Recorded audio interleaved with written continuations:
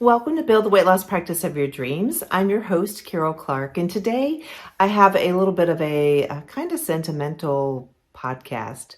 My dad, who was just about to turn 93, recently passed away, and about a year ago, my mom passed away. My mom suddenly, my dad, after a battle with cancer, and just a shout out to the hospice nurses in Ohio where he was. All the hospice nurses, they're like angels here on earth and really took such great care of him. And I have 5 brothers and sisters. Well, 1 brother, 4 sisters, one's a twin. And we are fortunate with regards to the fact that we're all really close. And this, of course, just kind of brought us closer together. And while my dad wasn't perfect by any stretch, he was the perfect dad for me. And my mom also had wonderful influence for me and on me, and I'm very blessed. But I wanted to share in particular a few lessons I learned from my dad. My dad was a little bit more involved, of course, from a business perspective. My mom more from a spiritual and, interpersonal actions. But my dad a little bit more from a business and just really helping me to be a stronger person. So I was going to share some of them that I wrote right about a week after he passed. But the first one was not to give into peer pressure when you know it's wrong. And I don't know if I've been as good instilling this in my children, but I remember when I was learning how to drive, my twin sister was in the back seat, and my dad worked for NASA. And we went on grounds there, and he would teach us to drive back there because there wasn't a lot of traffic. But we were coming up to this railroad track in NASA, and he said, "Go faster, faster, faster, faster, faster." And I was looking, I'm like, "What are you talking about? I'm not going to go faster." And he kept pushing and pushing. And finally I said, "Dad, I'm not going to go faster. If I can't go that fast, number one. Number two, there's a railroad track." And he paused and he said, "Karol, this is what peer pressure is going to be like, and you should never give into it, especially when you know that it's wrong." So he could do some dramatic things to make a point. He almost made me cry almost every time I think he took me out driving, but that was one of them that really stuck in my head because it was so a bit more profound. So don't give in to peer pressure, especially when you know it was wrong, was one of them. The other one was always do more than what's expected.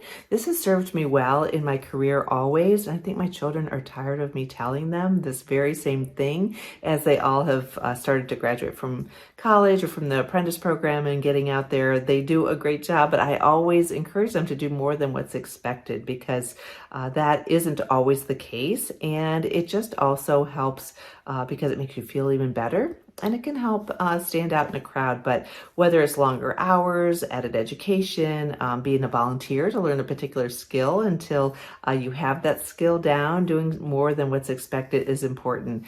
And so you also can surprise yourself. I know I've done things when I've done things that weren't expected. It wasn't maybe a part of my job, but I would do it and I surprised myself. And sometimes it opened up a new job opportunity or it opened up just another aspect to the practice and or gave me another skill set I didn't know that I wanted or needed. So that's another really important thing is do more than what's expected.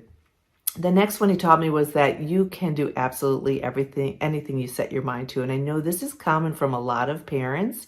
My dad said this all the time. He also said never be reliant upon a man or somebody else. You always need to be able to take care of yourself, and you can do anything that you set your mind to. And he really lived that, and he also instilled that in me. So whether it was changing a tire or anything that I thought I might want to do, he was a big, huge cheerleader of mine and always so proud. So that meant a lot to me. And then the next one was be firm, fair, and friendly when you're leading others. It's a great thing just anytime, but being firm, fair, and friendly, it helps with parenting, it helps with any relationship, and definitely as a leader in your organization or as just even a coworker. So being fair to everybody is really something that people notice, and sometimes we don't give credit for that. So if we have to be chummy with one person versus another. People notice all that, and being fair is something that they really appreciate, and friendly and firm. So people need to have, especially if you're leading them, they need to have some expectations. They need to know what's permitted, what's really not. And so you have to be firm and then fair, meaning enforcing that again across the board, and then also being friendly. I always really like to know a bit about anyone that I work with or for. And it brings me greater joy, and it's really built some wonderful relationships over the years. And it's the same way with anyone that I work with, any practice.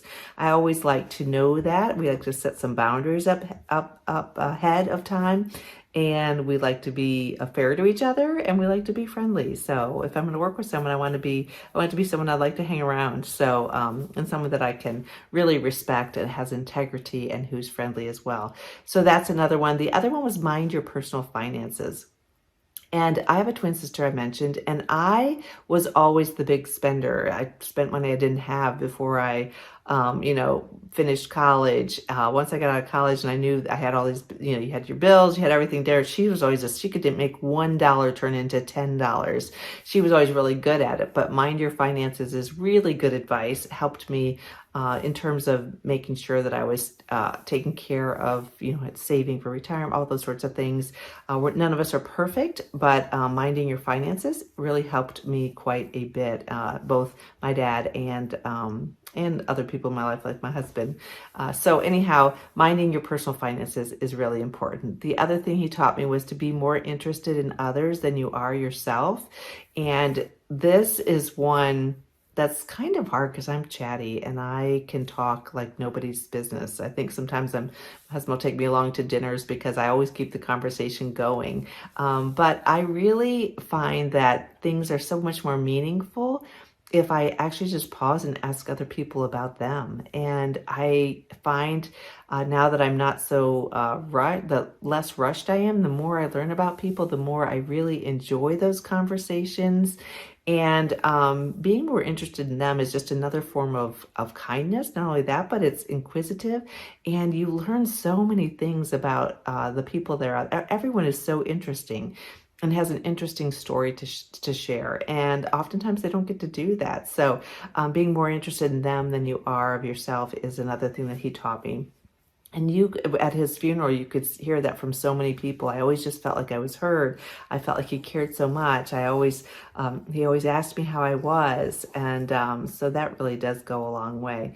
And then being a lifelong learner. I participate in courses. I participate in masterminds. I read, I do Audible actually, a few books a month on Audible, almost all nonfiction. I may sound boring, but I love learning. And I think it's really helped as I've grown over the years, personally and professionally. And it also helps me just keep in touch with what's going on, especially the older I get. But that's the other lesson. He taught me more, but those were probably the top ones that really meant a lot to me. And I just felt as if this message could be helpful for anyone else from a personal perspective, or as a parent, or as a leader in your business, or as a coworker. I really wanted to share that with you, and I thank you for listening to this. I hope you're having a great week, and if you have other words of wisdom, don't ever be afraid to share it here in the chat. If you are working on building your practice and you want a little bit of help, feel free to reach out to me, Karol, Karol, at Weight Loss Practice Builder. I've got tons and tons of free resources on my website too. So if you are interested, go there and download those. And I know you'll find them helpful. I get feedback on them all the time. So anyhow, thank you so much. And I hope you have a great week. Thanks. Take care. Bye-bye.